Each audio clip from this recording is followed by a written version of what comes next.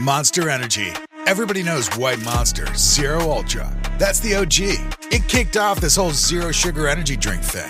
But Ultra is a whole lineup now. You've got Strawberry Dreams, Blue Hawaiian, Sunrise, and Vice Guava. And they all bring the Monster Energy punch. So if you've been living in the white can, branch out. Ultra's got a flavor for every vibe.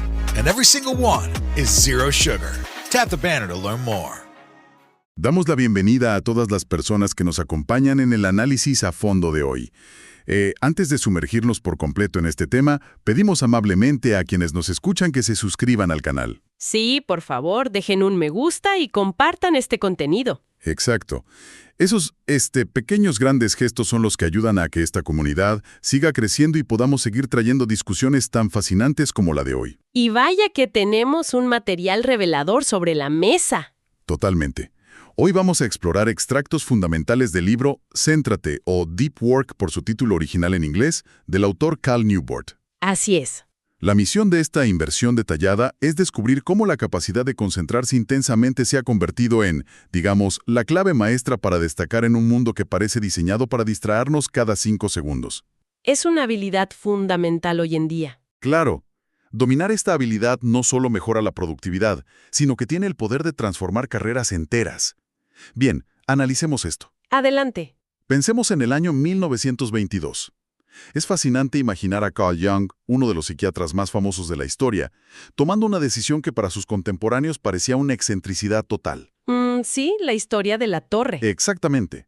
Compró un terreno a las orillas del lago de Zúrich, en el pueblo de Bollingen, y construyó una torre de piedra. Un refugio literal. Sin electricidad, sin comodidades. Nada. Cero comodidades modernas. Pero lo importante aquí es que no era una casa de vacaciones para ir a relajarse los fines de semana. Era una herramienta estrictamente diseñada para el aislamiento. O sea, un espacio de trabajo puramente intelectual. Ajá. Jung necesitaba alcanzar una profundidad intelectual extrema para poder desarrollar teorías que compitieran y se diferenciaran de las de su antiguo mentor, Sigmund Freud. Claro, el nivel de competencia era altísimo. Y ese refugio de piedra le permitía entrar en un estado mental que simplemente era inalcanzable en medio del ruido y las exigencias de su práctica clínica en la ciudad. Esa anécdota de la torre de Jung es el punto de partida perfecto para establecer exactamente de qué estamos hablando. A partir de historias como esta, el autor define 2 conceptos centrales que van a guiar toda nuestra conversación hoy. A ver, definamos eso para nuestra audiencia. Por un lado, tenemos el trabajo profundo, o deep work. Estamos hablando de actividades profesionales que se realizan en un estado de concentración absoluta. Sin interrupciones. Exacto. Sin distracciones, llevando las capacidades cognitivas humanas a su límite máximo. Es un esfuerzo que crea nuevo valor, mejora drásticamente las habilidades y, lo que es crucial en el mercado laboral, es sumamente difícil de replicar por otra persona o por una máquina. Y el contraste sería... el trabajo superficial o shallow work. Y aquí es donde vive la mayoría de la gente hoy en día. Tristemente. Sí, son tareas logísticas operativas que no exigen un verdadero esfuerzo cognitivo y que solemos realizar con la atención dividida. Pensemos en pasar el día entero respondiendo correos electrónicos, reordenando carpetas o, asistiendo a reuniones que podrían haber sido un simple correo. Claro. El problema es que el trabajo superficial se siente productivo, aunque en realidad no haya un avance en nada importante. Es una trampa mental muy común. Pero esto nos lleva a una pregunta inevitable. ¿Por qué esta habilidad de hacer trabajo profundo se ha vuelto tan crucial económicamente? Porque, a primera vista, aislarse en una torre suena como un hábito romántico para escritores o artistas, no necesariamente para alguien que trabaja en una oficina moderna. Es una duda muy válida. Y para entender ese valor económico, el material cita la investigación de los economistas Eric Brynjolfsson y Andrew McAfee. Ellos documentan lo que llaman la gran reestructuración. La gran reestructuración. Sí. En la economía actual, impulsada por la inteligencia artificial y la tecnología digital, las recompensas económicas no se distribuyen de manera uniforme en absoluto. Hay ganadores y perdedores muy claros. Totalmente. Hay 3 grupos específicos que están acaparando el éxito. Primero, los trabajadores altamente cualificados, que son aquellos capaces de trabajar de forma creativa y dirigir máquinas inteligentes o sistemas complejos. De acuerdo. Segundo, las superestrellas, que son los mejores en su campo a nivel global. Hoy en día el talento se puede exportar a cualquier parte. Y tercero, los dueños del capital. ¿Quiénes invierten? Así es. La dura realidad es que para pertenecer a cualquiera de los dos primeros grupos, es un requisito innegociable tener la capacidad de aprender cosas difíciles a gran velocidad y producir resultados a un nivel de élite. Y ambas cosas requieren largas horas de trabajo profundo. Obligatoriamente. Y el libro ilustra este salto económico con una historia buenísima, la de Jason Ben. Este es el caso de un consultor financiero que pasaba unas 40 horas a la semana haciendo un trabajo bastante monótono en hojas de cálculo de Excel. Un trabajo puramente superficial. Exacto. Y un día se dio cuenta de que casi todo lo que hacía, digamos todo su valor en la empresa, podía automatizarse con un simple script informático. Un golpe de realidad tremendo. Al ver que su puesto era totalmente reemplazable, tomó una decisión radical: aprender a programar. Pero no lo hizo viendo tutoriales mientras revisaba el celular. Se encerró en una habitación sin computadoras. Eso suena contraproducente para aprender a programar, ¿no? Suena raro, pero literalmente se aisló con libros de texto sobre programación y tarjetas de memoria para obligar a su cerebro a asimilar la sintaxis del código de forma análoga primero.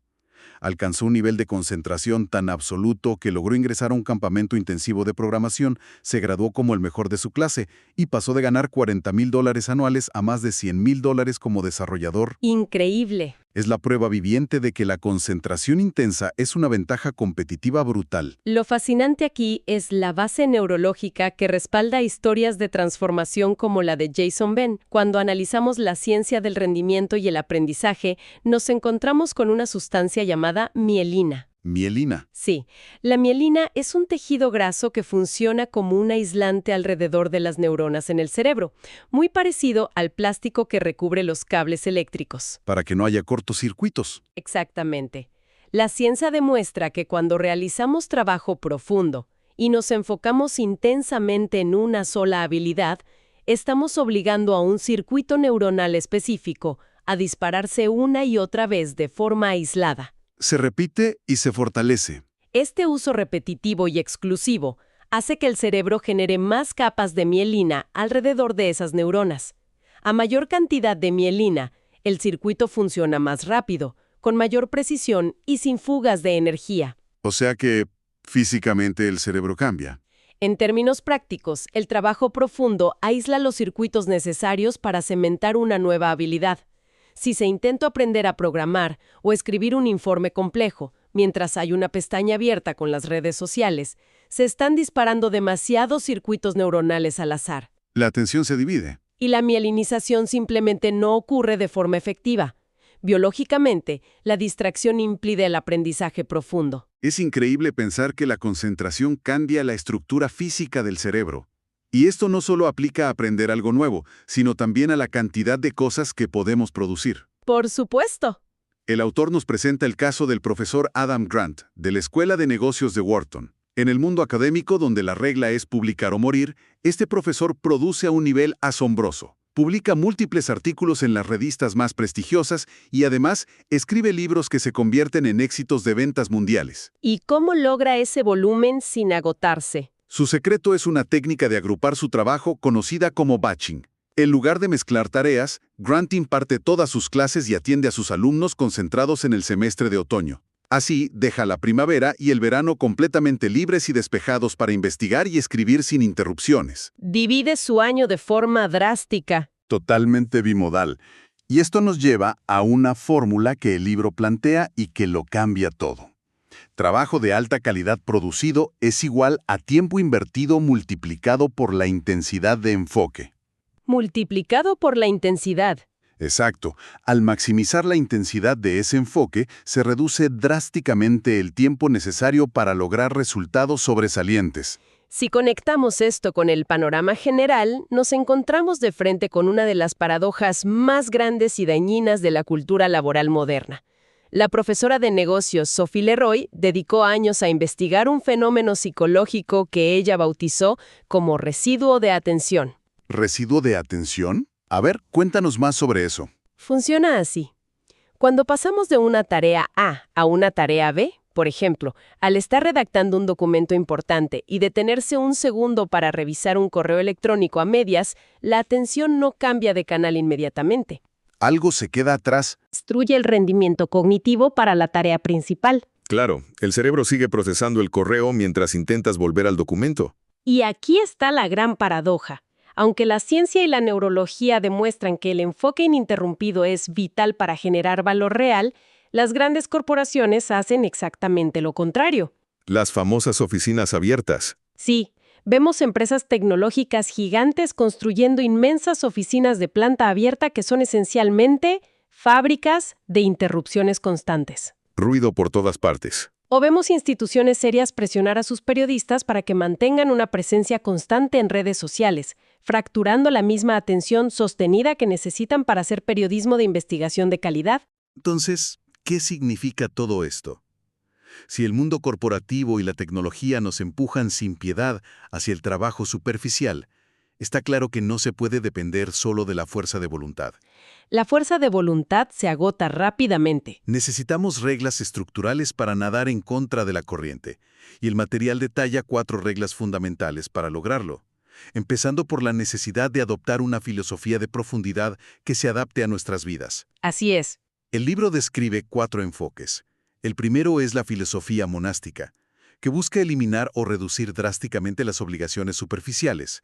Un ejemplo extremo es el científico de la computación Donald Knuth, quien simplemente no usa correo electrónico. 0 correo. 0. Si alguien quiere contactarlo, debe enviarle una carta por correo postal a su asistente, y él la revisa tal vez una vez cada 3 meses. Bastante extremo. Sí. El segundo enfoque es la filosofía bimodal, que consiste en dividir el tiempo claramente, dedicando tramos largos, ya sean días o semanas, exclusivamente al trabajo profundo y el resto del tiempo a tareas operativas. Como lo que mencionabas de Adam Grant o Carl Jung. Exactamente, es el mismo principio. Carl Jung retirándose a su torre de piedra por temporadas y regresando a su práctica clínica en la ciudad después.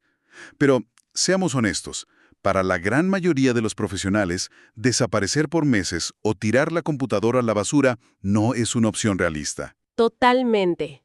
Por eso las otras 2 filosofías son mucho más adaptables para quienes tienen horarios tradicionales. La filosofía rítmica se basa en convertir el trabajo profundo en un hábito férreo, idealmente a la misma hora todos los días. Convertirlo en una rutina inquebrantable. Básico es la técnica de la cadena del comediante Jerry Seinfeld. Él tenía un calendario grande en la pared y marcaba una gran X roja cada día que se sentaba a escribir material nuevo. La única regla era no romper la cadena. La consistencia por encima de todo. Al hacer esto todos los días, se elimina la fricción mental de tener que decidir cuándo trabajar. Simplemente se hace. Finalmente está la filosofía periodística. Esta requiere mucha práctica y es ideal para personas con agendas caóticas, ya que consiste en entrar en un modo de concentración absoluta en cualquier momento libre que aparezca. Como un periodista cubriendo una noticia de última hora. Exacto. El biógrafo Walter Isaacson es famoso por usar este método. Él logró escribir un épico libro de más de 800 páginas sobre la Guerra Fría mientras trabajaba a tiempo completo como editor de la exigente revista Time. Podía sentarse en un viaje de tren de 20 minutos y sumergirse instantáneamente en la escritura. Esa capacidad de cambiar de marcha es asombrosa. Pero sin importar qué filosofía se elija, hay un concepto en esta primera parte que me parece brillante para engañar a nuestro propio cerebro. A veces, para convencer a la mente de que es hora de hacer un esfuerzo monumental, necesitamos un poco de dramatismo. Precisamente, el autor llama a esto hacer grandes gestos. La idea es que al invertir esfuerzo, dinero o al cambiar drásticamente de entorno, se envía una señal inconfundible al cerebro de que la tarea es de suma importancia. ¿Y cuál es el ejemplo clásico aquí? El más famoso del material es el de J.K. Rowling. Cuando estaba intentando escribir el último libro de Harry Potter, la presión era inmensa. En su casa simplemente no lograba concentrarse por los ladridos de sus perros, los niños y las distracciones cotidianas. Era imposible avanzar. Su solución fue un gran gesto. Se fue al centro de Edimburgo y reservó una suite en el lujoso hotel Balmoral, pagando miles de dólares la noche. El costo económico y la opulencia del entorno crearon una presión psicológica positiva. Su cerebro entendió que si estaba pagando esa cantidad era exclusivamente para escribir. Y le funcionó perfecto. Y así logró terminar la novela. Además de estos grandes gestos, es imperativo tener un ritual estricto de cierre al final de la jornada. Si no se desconecta verdaderamente, la energía mental no se recupera. Hay que cerrar la computadora y no repasar mentalmente los problemas de la oficina durante la cena. Lo cual nos lleva a un punto donde solemos fallar miserablemente. ¿Qué pasa cuando finalmente cerramos la computadora y tenemos 5 minutos libres en la fila del supermercado? Sacamos el teléfono de inmediato. Es un reflejo automático. Y el libro aborda esto sugiriendo la segunda regla. Debemos abrazar el aburrimiento. Hoy en día hemos entrenado a nuestro cerebro para que exija estímulos novedosos ante la más mínima pausa. Si cedemos siempre a ese impulso, debilitamos el músculo de la concentración. Lo atrofiamos. Para combatir esto, el autor propone algo llamado meditación productiva. La dinámica es aprovechar esos momentos en los que el cuerpo está ocupado, pero la mente está libre, como pasear al perro, conducir al trabajo o incluso tomar una ducha, y forzarnos a concentrarnos en un solo problema profesional bien definido. Es literalmente un gimnasio para la mente. Y como cualquier gimnasio, al principio es muy incómodo. La mente se va a rebelar. Va a intentar divagar hacia planes para el fin de semana o preocupaciones triviales. El ejercicio real de la meditación productiva ocurre en ese instante en que notamos que hemos perdido el hilo y obligamos a la atención a regresar al problema que estamos intentando resolver. Es como levantar una pesa. Cada vez que traemos la atención de vuelta, estamos haciendo una repetición mental que fortalece la capacidad de enfoque sostenido. Pero por supuesto, todo este entrenamiento choca contra una pared muy dura si no se aborda la mayor fuente de distracción moderna. Aquí es donde se pone muy interesante, porque entramos al territorio más polémico del material. La regla número 3, abandonar las redes sociales. El libro relata el experimento de Baratzun de Thurston, un autor y consultor que vivía hiperconectado, acumulando decenas de miles de interacciones digitales. Un nivel de uso extremo. Llegó a un punto de fatiga tan severo que sintió que su cerebro estaba frito. Su única salida fue desconectarse por completo durante 25 días para desintoxicarse. Ahora, decirle a un profesional moderno que simplemente borre sus perfiles sociales suena extremo, casi como pedirle que se convierta en un ermitaño digital. ¿Cómo espera el autor que la gente aplique esto sin perder oportunidades? El autor no promueve un rechazo ciego a la tecnología, sino que propone adoptar lo que llama el enfoque del artesano al elegir herramientas de comunicación. Esto contrasta directamente con la mentalidad predominante, que es la mentalidad de cualquier beneficio. ¿Cualquier beneficio? Sí, bajo esa falsa lógica, se justifica pasar 2 horas en una red social, argumentando que podríamos encontrar un artículo interesante o reconectar con un viejo contacto. Cualquier beneficio minúsculo parece justificar el uso constante de la herramienta. Claro, el miedo a perderse de algo. El artesano, por el contrario, evalúa sus herramientas con base en un impacto sustancial y demostrable en sus metas más profundas. Se menciona a figuras como Malcolm Gladwell y Michael Lewis, autores superventas que no utilizan Twitter ni plataformas similares. No las necesitan. Ellos entienden la ley de los pocos vitales, que es básicamente el principio de Pareto. Saben que el 80% de su éxito proviene del 20% de sus actividades, que en su caso es investigar exhaustivamente y escribir libros de alta calidad. Las redes sociales no forman parte de ese 20% vital, así que las descartan. Para quienes escuchan esto y sientan ansiedad solo de pensar en cerrar sus cuentas, el libro ofrece una prueba de fuego fantástica llamada La Fiesta de Empaque, o Packing Party. Suena divertido, pero es un reto fuerte. Se inspira en la idea de empacar todas las pertenencias de una casa como si nos fuéramos a mudar, y durante el mes siguiente solo sacar de las cajas lo que realmente necesitamos usar. Aplicado a lo digital, significa dejar de usar todas las redes sociales durante 30 días, pero sin hacer anuncios dramáticos de despedida. Nada de publicar "me voy por un mes". Simplemente desaparecer en silencio. Tras ese mes, hay que responder 2 preguntas brutalmente honestas. Primero, ¿hubieran sido mis días notablemente mejores si hubiera usado estas plataformas? Y segundo, ¿a alguien le importó realmente mi ausencia? Esa segunda pregunta duele. Para la inmensa mayoría de las personas, descubrir que el mundo sigue girando perfectamente sin sus actualizaciones es una lección de humildad, pero también una liberación inmensa. Y una vez que logramos recuperar nuestra capacidad de atención de las garras de la distracción digital, nos enfrentamos al último gran reto organizativo, la cuarta regla. Hay que drenar las aguas poco profundas. Drenar las aguas poco profundas.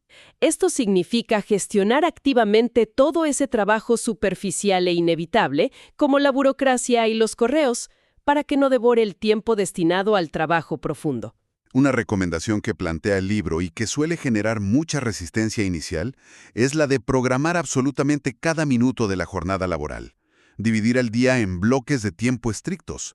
La queja común es que esto los convierte en robots inflexibles sin espacio para la espontaneidad. Es una reacción normal. Pero el objetivo real no es la rigidez por la rigidez misma. El objetivo es evitar el modo de piloto automático. Cuando no hay un plan, es increíblemente fácil que una tarea de 5 minutos se expanda hasta ocupar 1 hora, o que pasemos la tarde entera saltando entre pestañas del navegador sin lograr nada sustancial. Un horario visual nos obliga a ser intencionales con nuestro tiempo. Esto plantea una pregunta importante respecto a lo que no podemos controlar tan fácilmente. ¿Qué hacemos con la constante avalancha de comunicación entrante? ¿Cómo evitamos que las prioridades de otras personas secuestren nuestra agenda a través del correo electrónico? Es el dolor de cabeza de todos los días. La estrategia más efectiva que presenta el autor son los filtros de remitente. Cal Newport predica con el ejemplo en su propio sitio web. Si alguien quiere enviarle un mensaje, no encuentra una dirección de correo abierta. No está ahí simplemente para copiar y pegar. En su lugar, el remitente debe leer un conjunto de expectativas claras y aceptar que si el mensaje no cumple con ciertos criterios de valor o si es solo una propuesta genérica, no recibirá respuesta. Al colocar la carga del esfuerzo del lado de quien envía el mensaje, se crea una fricción intencional. Filtra a los que no tienen un propósito real. Esta barrera asegura que la mayoría de los correos triviales o correos masivos ni siquiera se envíen, protegiendo agresivamente la bandeja de entrada y por ende la atención del profesional. Es una defensa estructural impresionante contra el ruido cotidiano. Hemos hablado de aislarse, de entrenar el cerebro, de purgar herramientas digitales y de bloquear nuestro tiempo. Pero al llegar a la conclusión de este análisis, es fundamental entender el panorama completo. ¿Por qué vale la pena someterse a esta disciplina tan estricta? Porque, en el fondo, este material no es una cruzada moral contra el Internet o un intento de decir que el entretenimiento digital sea intrínsecamente malo. Claro, no se trata de satanizar la tecnología. Es puro pragmatismo. La capacidad de concentrarse intensamente es, hoy por hoy, la ventaja competitiva más poderosa que existe. Es el mecanismo para resolver problemas verdaderamente complejos, aprender habilidades de alto valor a gran velocidad y construir una carrera sólida. Pero más allá del éxito profesional, hay una idea profundamente filosófica en los textos analizados. Cuéntanos sobre esa idea final. La escritora científica Winifred Gallagher, tras recibir un diagnóstico devastador de cáncer, tuvo una revelación que cambió su enfoque. Descubrió que la atención es lo que define nuestra realidad. ¡Wow! Ella se dio cuenta de que una vida vivida en la profundidad, concentrada en lo que realmente importa, es la mejor vida posible. ¿Qué pasaría si la clave para una existencia significativa no dependiera de los eventos externos que nos suceden, buenos o malos, sino exclusivamente de a qué decidimos prestarle nuestra atención profunda y qué decidimos ignorar activamente? Es un cambio de paradigma total. Una mente constantemente fracturada por distracciones triviales genera una vida ansiosa y superficial. Por el contrario, dirigir nuestra atención con propósito construye una experiencia vital rica y llena de significado. Es una reflexión que se queda resonando mucho tiempo después de cerrar el libro. Trabajar profundamente no es solo una táctica de productividad, es una forma de reclamar el control sobre la propia vida. Exactamente. Con esta poderosa idea llegamos al final de nuestro análisis a fondo de hoy. Pero la conversación no termina aquí. Queremos escuchar perspectivas. Con base en lo que hemos platicado para quienes nos escuchan, ¿qué filosofía de trabajo profundo sienten que se adapta mejor a su realidad diaria? ¿La monástica, la bimodal, la rítmica o la periodística? Será muy interesante leer eso. Y después de escuchar toda la evidencia, ¿qué herramienta o red social considerarían someter a la prueba de fuego de la fiesta de empaque por 30 días? Invitamos amablemente a nuestra audiencia a que comparta sus respuestas en la sección de comentarios. Nos entusiasma mucho leer sus experiencias. Por favor, dejen sus opiniones. Además, para cualquiera que busque que realicemos una inmersión detallada en algún otro libro o tema en el futuro, por favor déjenlo sugerido también en los comentarios. Agradecemos enormemente el tiempo y la atención profunda brindada el día de hoy. Hasta la próxima.